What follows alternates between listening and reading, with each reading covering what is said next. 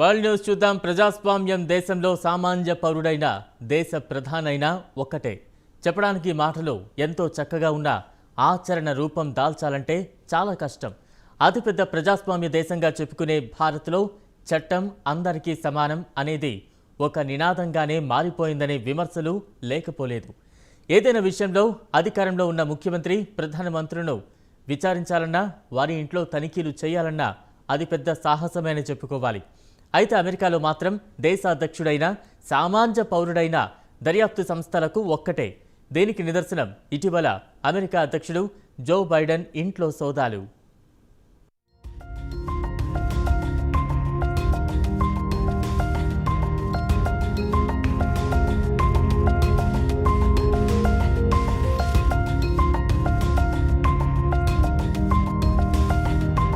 America అధ్యక్షుడు Joe Biden ఇంట్లో ఆ దేశ దర్యాప్తు సంస్థ federal bureau of investigation FBI సోదాలు నిర్వహించింది. ఏకంగా 13 గంటల పాటు సోదాలు చేసింది. కొన్ని కీలక ఫైళ్లను స్వాధీనం చేసుకుంది.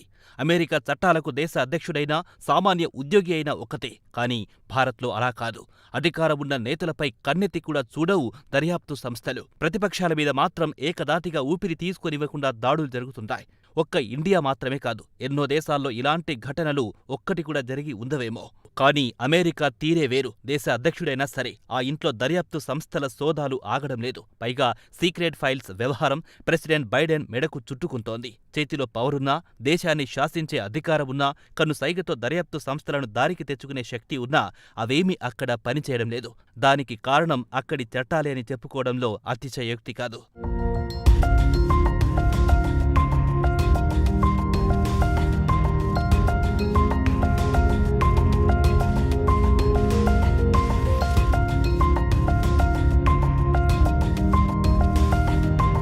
సీక్రెట్ ఫైళ్ల వ్యవహారం అమెరికా ప్రెసిడెంట్ జో బైడెన్ మెడకు చుట్టుకుంటోంది. వచ్చే ఏడాది జరగబోయే అధ్యక్ష ఎన్నికల్లో మళ్లీ పోటీ చేసేందుకు సిద్ధమవుతున్న సమయంలో ఈ సీక్రెట్ ఫైల్స్ బైడెన్ ఇంట్లో బయటపడడం ఆయనకు ప్రతికూలంగా మారే అవకాశం కనిపిస్తోంది. బైడెన్ నివాసంలో తాజాగా చేపట్టిన సోదాల్లో మరో 6 ఫైళ్లు లభ్యం కావడం అమెరికాలో కలకలం రేపుతోంది.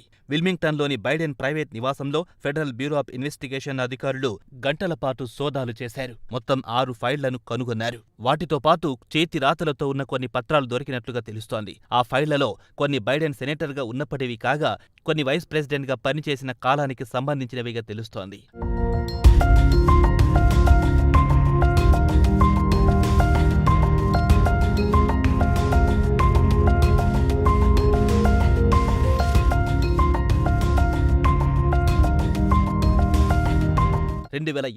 నవంబర్ 2న వాషింగ్టన్ డీసీలోని బైడెన్కు చెందిన పెన్ బైడెన్ సెంటర్లో, డిసెంబర్ 20న వాషింగ్టన్ ఇంట్లోని గ్యారేజీలో, ఈ ఏడాది జనవరి 12న అదే ఇంట్లో మరో సీక్రెట్ ఫైల్స్ బయటపడడంతో తీవ్ర దుమారం రేగుతోంది. ఆ తర్వాత వాటిని నేషనల్ ఆర్కైవ్స్కి అందజేశారు. అయితే ఈ ప్రెసిడెన్షియల్ రికార్డ్ చట్టం ప్రకారం పదవీకాలం ముగిసిన తర్వాత అధికారిక రహస్య పత్రాలను కలిగి ఉండడం చట్ట విరుద్ధం. ఇటువంటి వాటిని అమెరికా ప్రభుత్వం తీవ్రంగా పరిగణిస్తుంది. అధ్యక్షుడిని ఆ పదవి నుంచి తొలగించినా ఆశ్చర్యపోవాల్సిన పనిలేదు. అక్కడిదాకా అంతా బాగానే ఉంది. ఈ వ్యవహారమంతా అమెరికాలో కాబట్టి అక్కడి చట్టాలు అలాగే ఉంటాయి. కాబట్టి బైడెన్ దేశ అధ్యక్షుడైనా సరే దర్యాప్తు సంస్థలు వాటి పని అవి చేసుకుంటూ వెళ్లిపోతున్నాయి. మరి ఇలాంటి పరిస్థితులే భారత్లో తలెత్తుతే మన దేశంలో అమెరికా లాంటి దృశ్యం చూడగలమా అనేది అసలు విషయం.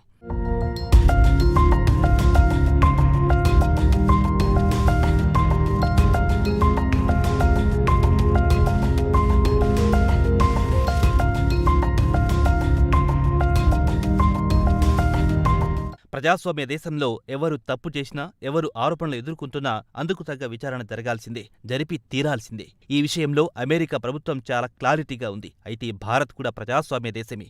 ఇక్కడి చట్టాలు అందరికీ సమాన న్యాయాన్ని సూచిస్తాయి. కానీ సమన్యాయం జరగకపోవడానికి కారణం వ్యవస్థల్లో లోపమనడంలో ఎటువంటి సందేహం లేదు. సామాన్యుడికైనా, దేశ ప్రధానికైనా ఒకటే చట్టం అమలయ్యేలా వ్యవస్థలో మార్పులు తేవాల్సింది పాలకులే.